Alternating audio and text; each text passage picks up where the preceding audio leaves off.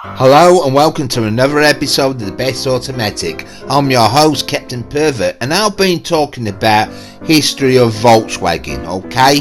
And with the dark side of it. Adolf Hitler is well known for many horrible things and stuff, but one of the strangest creations of him might be remembered is obviously for us gearheads. Yeah, the Volkswagen Beetle. Now, he wanted a people's car for the German people.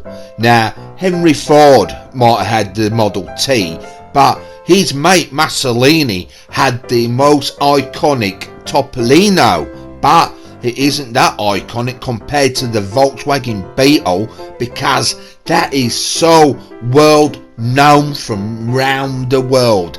Now, Hitler might have got his inspiration from another famous car company with bone sashes and stuff like that, and he got himself introduced to a guy what wanted to play with electricity when he was younger, and he became a car designer to help design armoured vehicles for the First World War.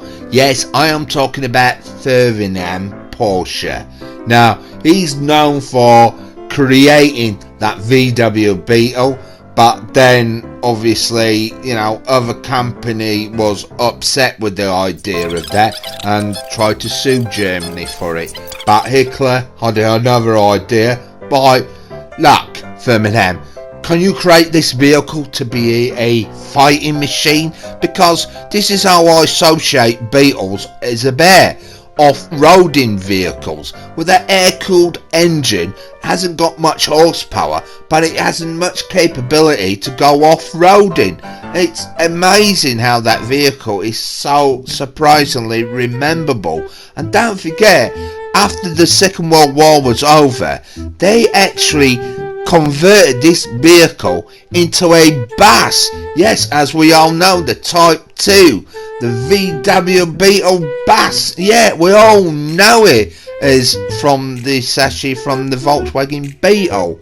I mean, it's just amazing, the creations of this vehicle, because this vehicle's been going on for many years, about definitely over 84 years old this vehicle's been going for. But obviously, fair enough, it stopped production for the moment until they're improving and a vehicle what runs on electric again, like Ferdinand wanted way back with his electric hub wheels and all that. Look, I mean, compared to his his tank, the mouse or the elephant destroyer, but it's history. Well, my colleague's not really explaining well. He's on about with the Topolino when Mussolini, it was a people's car, a low price vehicle for every common person to buy one. But with Germans having mostly expensive vehicles for the rich, like Mercedes, Hitler wanted a people's car. That's where the Volkswagen Beetle comes from. Well, wait on, I've just already said all this already. Yeah, but you're not really correctly explaining it properly, are you? I am explaining how you're interpreting it, like you're mentioning about Adolf Hitler got ideas from another car company when you should be really mentioning about Joseph Gans. He's actually the creator of the VW Beetle, but with him being a Jew, and obviously we all know what dark history of Germany did with the Jews, and obviously with slave labour of creating vehicles for the VW Beetle, and Hitler ripping off his own German people, encouraging them, thinking they were going to be buying a car. They couldn't buy a car outright, so they had to pay installments by paying them by stamps. But then they all kicked off, didn't it, with the Second World War, and nobody got their car and all that lot. I mean, after the war was over, like you briefly mentioned, you haven't mentioned about Major Ivanhoe as well. I mean, yeah, but I've been through many episodes mentioning about that guy.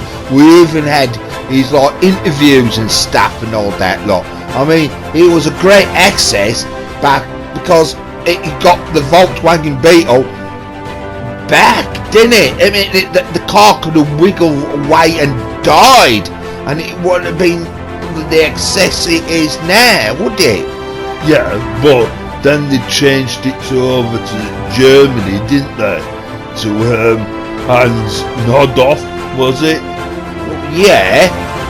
He allowed the Type 2 to go on sale, even it was created by a machinery for moving parts, wasn't it? The Plattenwagen or something, what was issued by Major Ivaners, wasn't it? Yeah, it was a vehicle what they needed in the factory, and then they got the idea that they needed a commercial type vehicle, and he allowed it to go through, did Hans Nodhoff. Yeah, and don't forget, you were trying to explain about Ferdinand Porsche being the inventor of electricity when he invented the electric hub wheel and electric vehicles, because he invented quite a lot of variety of vehicles, like the First World War armoured vehicle you're trying to mention as well. Well, yeah, and then I wanted to move on with the Type 2 vehicle, didn't I? Well, yeah, because that's the point of our challenge, isn't it? Or you could place it as an experiment, because our producers want to change the look of our VW Beetle. As you all can gather, it is actually been simulated on a game, yeah, the famous classic GTA game. Now, Rockstar Games is obviously the greatest designer of this game, and they must have this heritage of creating, you can make a Second World War VW Beetle to creating the new generation of its history. Yeah, the hippie mobile.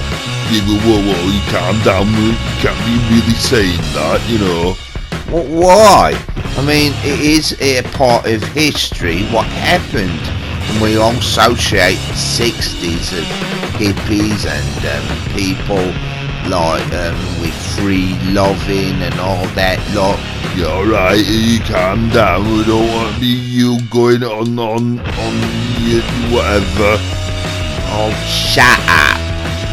Don't tell me to shut up, you know how strange you're gonna get now, aren't you? Yeah, well, the thing is, it's the generation, isn't it, what changed the appearance of this vehicle.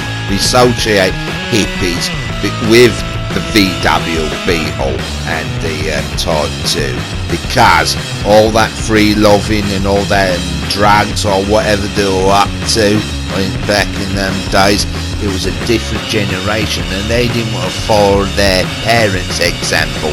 I mean, their parents would have been criticising this strange foreign car invading America, on the car market.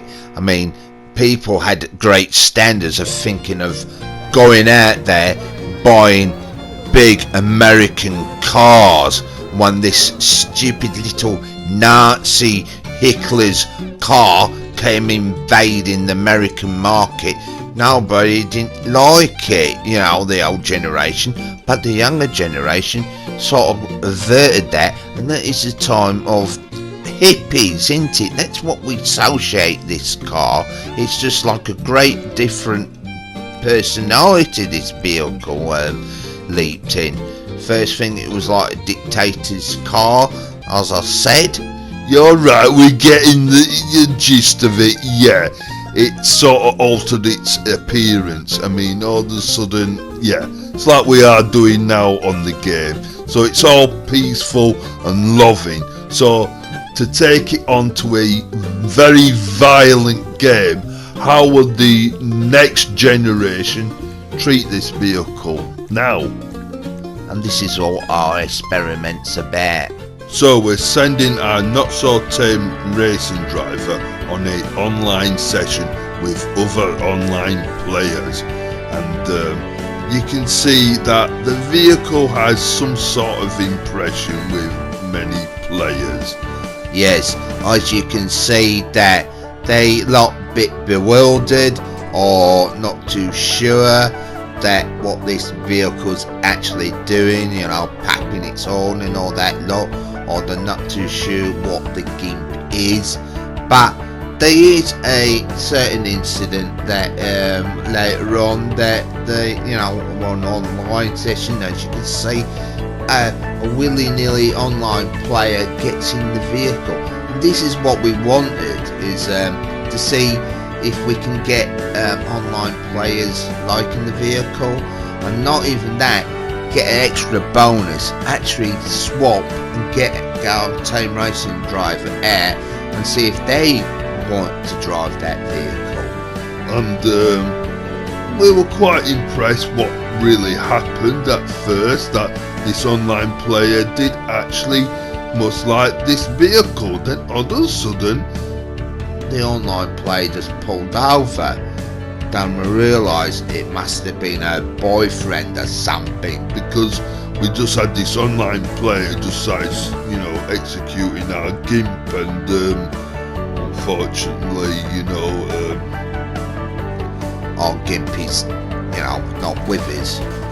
yeah, well, we can get a new one, can't we? I thought it was the same one that just, you know, appeared. It's only on the game, innit? Yes, but it's actually totally ruined our experiment. The point is that we have this peaceful hippie style paintings that no online players won't take this vehicle as a threat. But it just proved to show that, you know, the GIMP's been shot.